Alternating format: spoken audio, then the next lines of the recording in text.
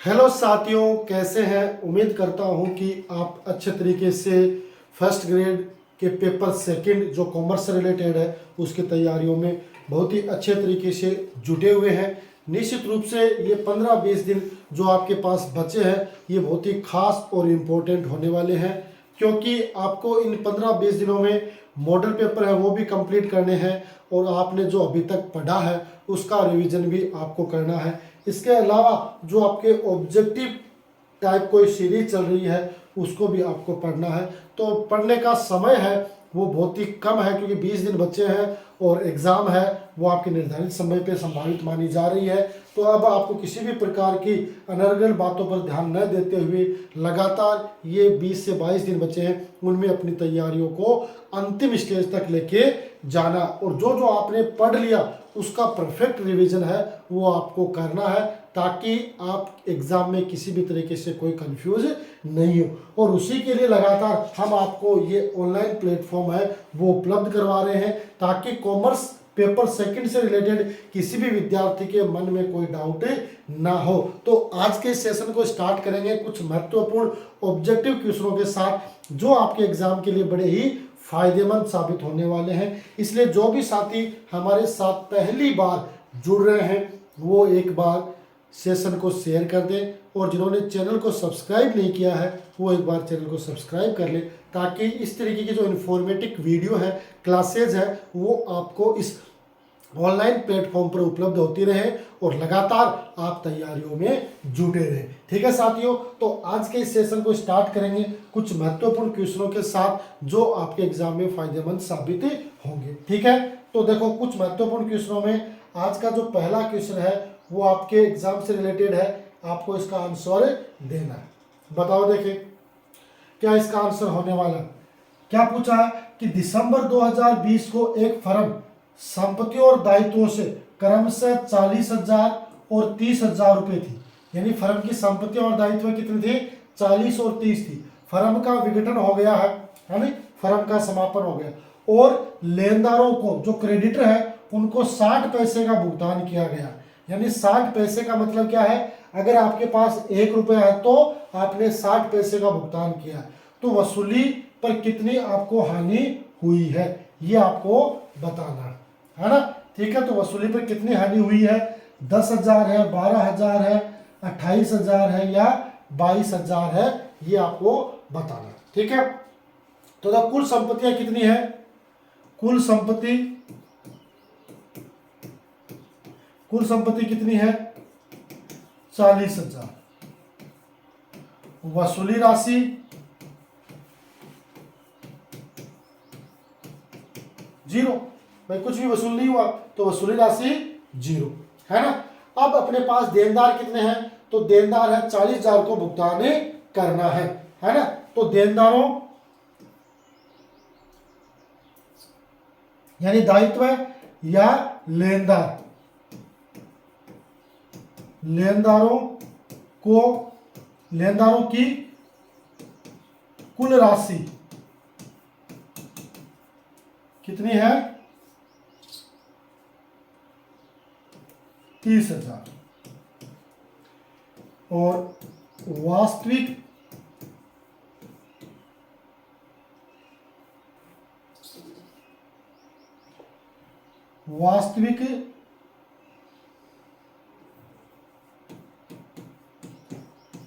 भुगतान राशि 30,000 का 60 पैसे मान लो, तो 0.60 गुणा करोगे तो 18,000 है ना। गुणा करोगे तो 18,000। ठीक है, तो आपकी आ जाएगी वसूली पर हानि 40,000 माइनस 30,000 माइनस 18,000। तो 40,000 माइनस 30 में से 18 तो 12,000, तो बच गए कितने? 28,000। तो हानि कितनी हो गई अपनी? 28,000। तो इसका आंसर क्या आ जाएगा? सी है वो इसका सही आंसर हो जाएगा। ठीक है, सी इसका सही आंसर हो जाएगा। 28,000 रुपये आपको हानि हो जाएगा।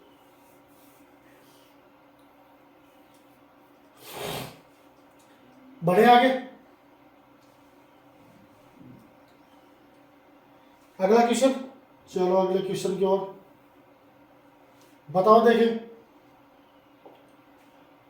अधिलाभ सुपर प्रॉफिट आपसे पूछा है। आपके पास है कुल संपत्तियां 70,000, टोटल असेट्स दे रखी है 70,000, लाइबिलिटीज दे रखी है 10,000, औसत लाभ आपका है 8,000, सामान्य प्रत्याय दर 10%। अधिलाभ की राशि आपकी कितनी होगी? 1,000, 2,000, 3,000 या 4,000। सबसे पहले तो अपने को अधिलाभ की राशि है वो ज्ञात करने का फॉर्मूला पता होना चाहिए, है ना। अधिलाभ यानी सुपर प्रॉफिट, है ना। अधिलाभ बराबर औसत लाभ, औसत लाभ माइनस सामान्य लाभ। सुपर प्रॉफिट बराबर average profit minus normal profit, है ना। सुपर प्रॉफिट यानी इसको शॉर्ट में भी लिखते हैं, सुपर प्रॉफिट बराबर average profit minus normal profit. आपको परीक्षा में कैलकुलेशन सही होनी चाहिए, उत्तर सही आना चाहिए, है ना। अब अपने पास एपी तो दे रखा, एवरेज प्रॉफिट तो कितना दे रखा? 8,000 दे रखा, लेकिन अपने पास एनपी नहीं दे रखा, नॉर्मल प्रॉफिट नहीं दे रखा। तो उसका फॉर्मूला क्या होता है? Capital employed multiply NRR, normal rate of return बटे 100, है ना, बटे 100। अब एनपी तो कैपिटल एम्प्लॉयड कितनी होगी अपनी? अब जो कैपिटल एम्प्लॉयड होती है, या तो अपने को क्या करना है, लाइबिलिटीज साइड में, लाइबिलिटीज साइड में जो आपकी लाइबिलिटीज है, करंट लाइबिलिटीज है, उनको छोड़ के, है ना, आपकी जो भी इक्विटी शेयर है, preference share, capital reserve, surplus है और नॉन करंट लाइबिलिटीज है, वो आपकी क्या आती है? आपकी कैपिटल एम्प्लॉयड में आती है। और इसके अलावा अगर अपन ज्ञात करें तो टोटल असेट्स में से लाइबिलिटीज घटा देंगे तो भी आ जाएगा। तो 70 में से 60 घटा दोगे, 70 में से 10 घटा दोगे तो 60,000 मल्टीप्लाई NRR 10% बटा 100, तो ये कितना आ गया आपका? 6,000। अब यहां पर रख देंगे कि सुपर एसपी बराबर, है ना, एवरेज प्रॉफिट अपने पास 8,000, नॉर्मल आ गया अपने पास 6,000, तो एसपी कितना बच गया? 8 में से 6 घटा दोगे तो 2,000 अपना क्या आ जाएगा? नॉर्मल प्रॉफिट आ जाएगा।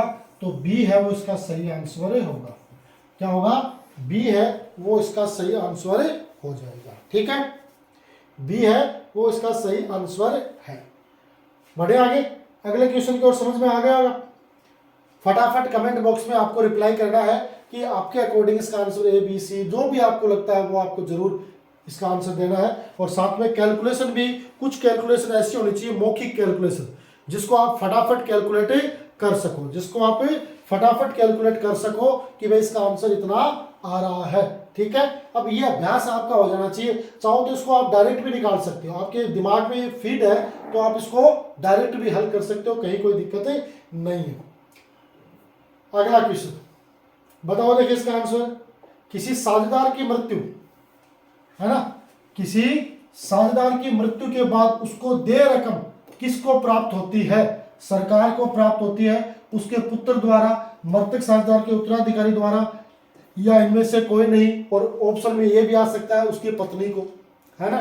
तो हमेशा ध्यान रखना कि अगर किसी साझेदार की मृत्यु होती है ना, तो मृत्यु होती है तो मृत्यु के बाद उसकी जो राशि है वो ये जरूरी नहीं कि उसकी पत्नी को ही प्राप्त हो, उसके पुत्र को ही प्राप्त हो, है ना, ये कोई जरूरी नहीं है। जरूरी क्या है कि उसने जब साझेदारी संलेख पार्टनरशिप डीड भरा था उसमें उसने नॉमिनी किसका नाम दिया, नॉमिनी जिसका नाम दिया है उसको ही वो राशि क्या की जाएगी, भुगतान की जाएगी। तो ये विशेष रूप से ध्यान रखना है, इसमें आपको कंफ्यूज मत होना। जो कई बार क्या होता है कि जल्दबाजी में अपन जिस पे टिक लगाना होता है उस पे टिक नहीं लगाते हैं, और जिस पे टिक लगाना होता है उस पे न लगा कर दूसरे पे टिक लगा देते हैं, और इस वजह से हमारा क्वेश्चन है वो गलत हो जाता है। इसलिए अपने को बिल्कुल भी हड़बड़ाहट नहीं करनी है, एकदम धैर्य के साथ एकाग्रचित होकर एग्जाम हॉल में जाना है, और इस तरीके से आप जाओगे तो निश्चित रूप से आपके क्वेश्चन सही होंगे, है ना। तो हमेशा ध्यान रखना, उसके पुत्र को नहीं, मृतक साझेदार का जो भी उत्तराधिकारी होगा जिसने पार्टनरशिप डीड, जो अपन कहते हैं ना पार्टनरशिप डीड, साझेदारी संलेख, पार्टनरशिप डीड में जिसका उल्लेख किया गया है उसको भुगतान किया जाएगा। तो मृतक साझेदार का जो भी उत्तराधिकारी होगा, नॉमिनल होगा, उसको उस राशि का पेमेंट किया जाएगा। ठीक है, बढ़े आगे। अगले क्वेश्चन की ओर बताओ, देखिए इसका आंसर। अगला क्वेश्चन बताओ, देखिए इसका क्या आंसर होगा। फटाफट कमेंट बॉक्स में इसका जवाब है वो आना चाहिए। क्या पूछा है कि यदि लागत, क्या है कि यदि लागत कितनी है, यदि लागत 18,000 और रोकड़ इनफ्लो प्रथम वर्ष में 8,000, द्वितीय वर्ष में 7,000 और तृतीय में 6,000 हो, तो आपको अदायगी अवधि है वो बतानी है। कितनी वर्ष होगी, 2.5 वर्ष, 3 वर्ष, 2.57 वर्ष, 2.57 वर्ष या 3.5 वर्ष। देखो इसमें आपसे क्या पूछा है, पे बैक पीरियड, क्या पूछा है, पे बैक पीरियड, जिसका जो फॉर्मूला है वो होता है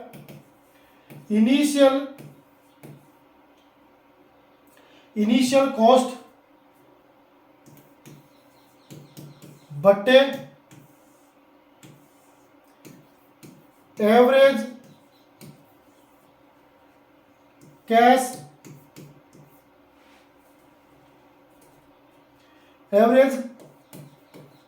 कैश इनफ्लो,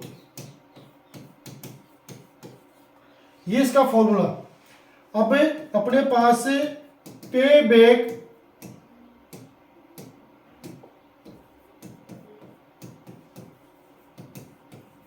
पीरियड में इनिशियल कॉस्ट तो दे रखी है कितनी, 18,000। एवरेज कैश इनफ्लो अपने को नहीं दे रखी, तो कैश इनफ्लो अपने पास दे रखी है कितनी, प्रथम वर्ष है 8,000, द्वितीय वर्ष है 7,000, तृतीय वर्ष है 6,000। तीनों का टोटल कर लेंगे, 3 का भाग दे देंगे, तो ये हो गए आपके 21, और 21 में 3 का भाग देंगे तो कितने आ जाएंगे, 7,000। ठीक है, अब भाई 7,000 आ गए, तो ये 3 बिंदु से 3 बिंदु, अब इसमें भाग दे दो, तो 7 दूनी 14, 4 आ गए, 7 5 35, फिर 5 50, यानी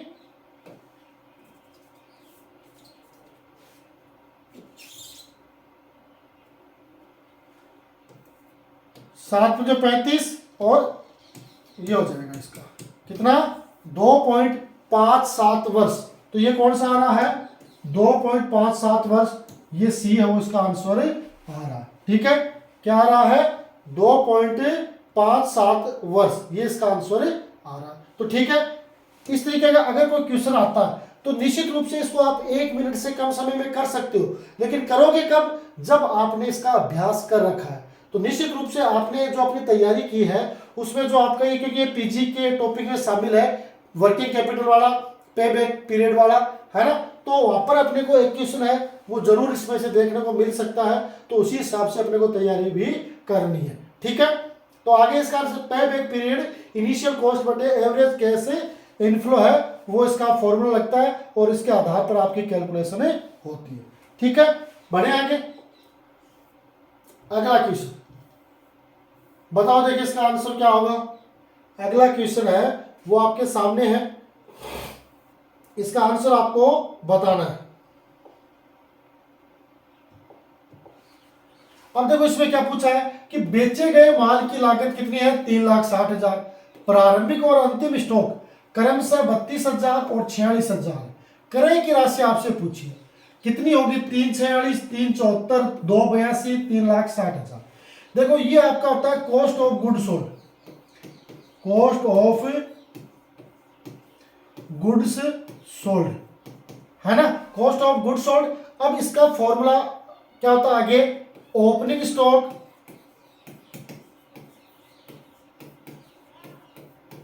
plus net purchase.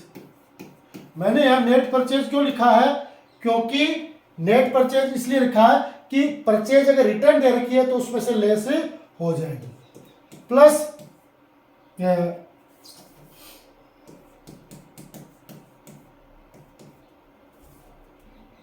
Direct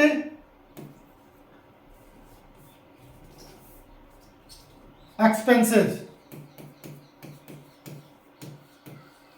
minus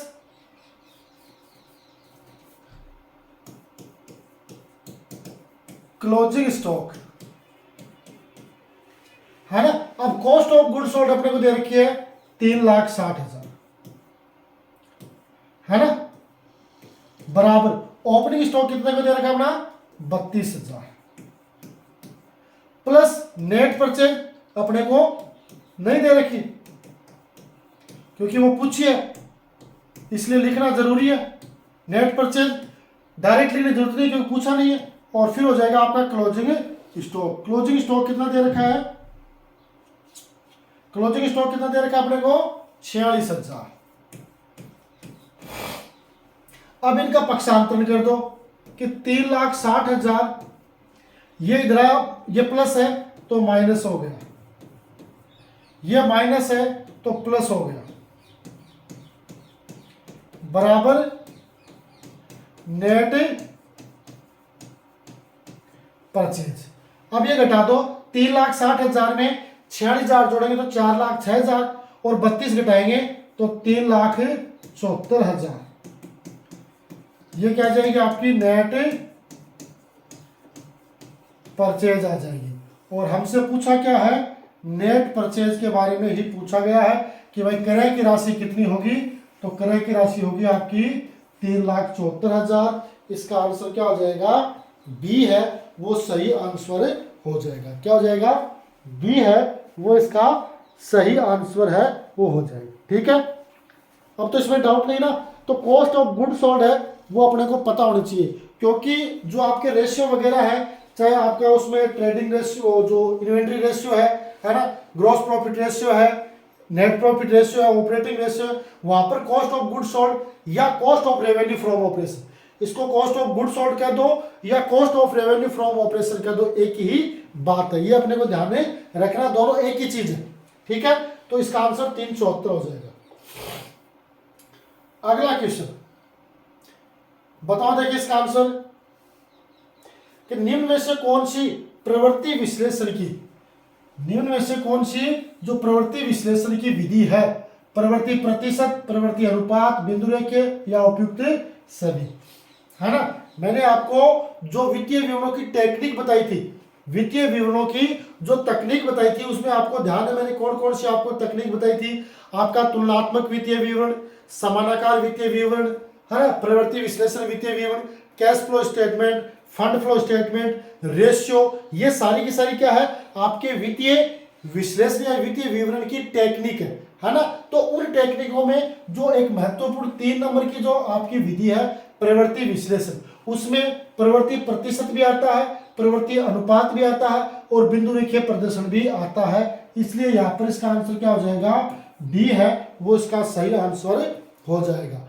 ये क्या होता है, इसमें एक निश्चित तिथि की तुलना में क्रमिक, इसमें निश्चित तिथि की तुलना करते हुए क्रमिक वर्षों में जो वित्तीय विवरण परिवर्तन होता है उसके आधार पर आपका वित्तीय विस्तृति है। ठीक है, बढ़े आगे। अगला क्वेश्चन, अगला क्वेश्चन आपसे क्या पूछा है, फटाफट आपका जवाब है वो आना चाहिए। क्या पूछा इसमें कि निम्न में से कौन सा अनुपात पूंजी संरचना और फर्म की दीर्घकालीन क्षमता को ज्ञात करने में उपयोगी है, क्रियाशीलता अनुपात, लाभदायकता अनुपात, उत्तोलक अनुपात या तरलता अनुपात। देखो क्रियाशीलता अनुपात का जो एक्टिविटी रेशियो है उसमें आपका स्टॉक टर्नओवर रेशियो आता है, ट्रेड रिसीवेबल टर्नओवर आता है, ट्रेड पेबल टर्नओवर रेशियो आता है। लाभदायकता अनुपात में आपका, लाभदायकता अनुपात में कौन सा आता है? लाभदायकता अनुपात में आपका ग्रॉस प्रॉफिट रेशियो है ना, आपका नेट प्रॉफिट रेशियो है, आपका जो ऑपरेटिंग रेशियो है, ऑपरेटिंग कॉस्ट रेशियो, वो आते हैं। और इसमें तरलता अनुपात में करंट रेशियो, लिक्विड रेशियो और एसिड टेस्ट रेशियो वो आते हैं। लेकिन उत्तोलक में आपका डेब्ट इक्विटी रेशियो आता है, इसको अन्य के नामों से जाना जाता है ना। अन्य नाम में इसको अपन क्या क्या कह सकते हैं कि भाई प्रबंध, ऋण प्रबंध, ऋण प्रबंध अनुपात भी कहते हैं इसको, है ना। दीर्घकालीन शोधन क्षमता अनुपात भी कहते हैं,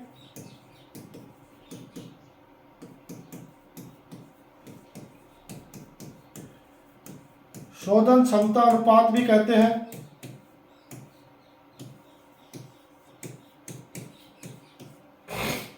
और इसके अलावा इसको पूंजी संरचना यानी कैपिटल स्ट्रक्चर,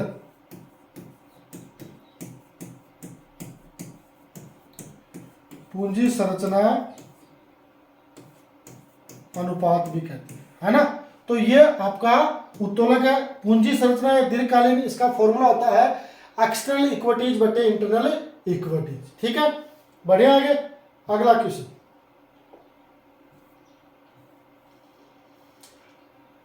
बताओ देखिए इसका आंसर क्या होगा। कार्यशील पूंजी निर्धारण की जो सांख्यिकी विधियां हैं उसमें आपको बताना है कि इसका आंसर क्या होगा। बताओ देखें,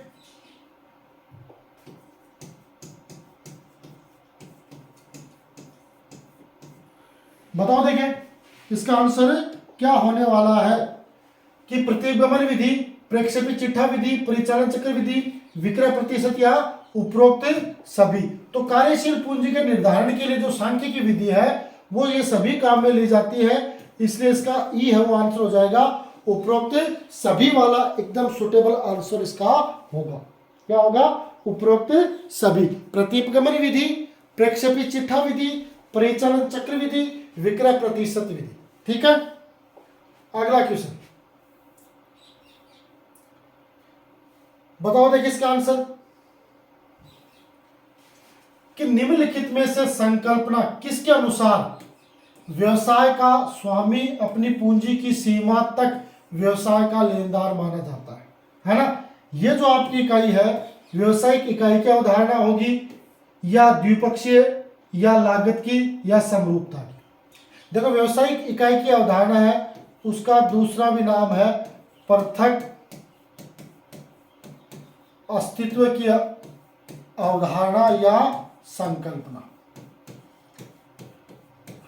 इसके अनुसार ही क्या माना जाता है कि व्यापार और व्यापार का स्वामी दोनों अलग अलग होते हैं, इसलिए जिस सीमा तक व्यापार का स्वामी पूंजी लेके आता है वो व्यापार के लिए लायबिलिटीज के रूप में काम करती है।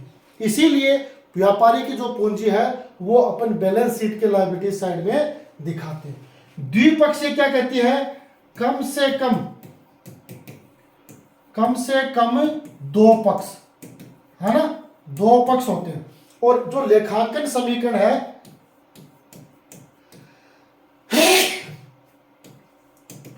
लेखांकन समीकरण का निर्माण भी इसी अवधारणा के कारण होता है ना। इसलिए A बराबर L प्लस C काम में ली जाती है। लागत क्या कहती है कि स्थायी संपत्तियां है ना, स्थायी संपत्तियों को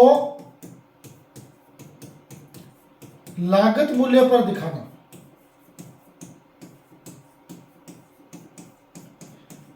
और समरूपता की क्या कहती है कि आपने जो नियम और कानून अपना लिए ना उनमें आपको किसी प्रकार का कोई परिवर्तन नहीं करना है, वो समरूप होने चाहिए, है ना। एक बार कोई नीति और रूल आपने फॉलो कर लिए तो उसी के अनुसार आपको काम है वो करना है। ठीक है, अगला क्वेश्चन बताओ देखिए इसका आंसर। इसका आंसर तो आ जाएगा कि निम्नलिखित में से कौन सा व्यवहार है रोकड़ बही में नहीं लिखा जाता है? नगद ऋण बैंक में जमा करें, कमीशन प्राप्त या विक्रय वापसी। इसका तो आप जवाब दे दोगे।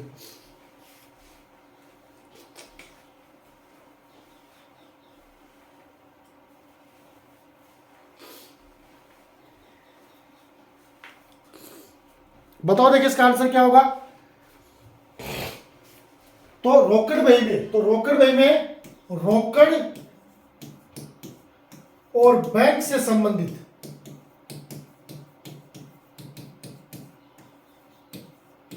रोकड़ और बैंक से संबंधित जो ट्रांजैक्शन है वो लिखे जाते हैं, है ना। तो जिसमें नगद ऋण तो लिखा जाएगा, बैंक में जमा करें लिखे जाएंगे, कमीशन प्राप्त, विक्रय वापसी नहीं लिखी जाएगी, है ना।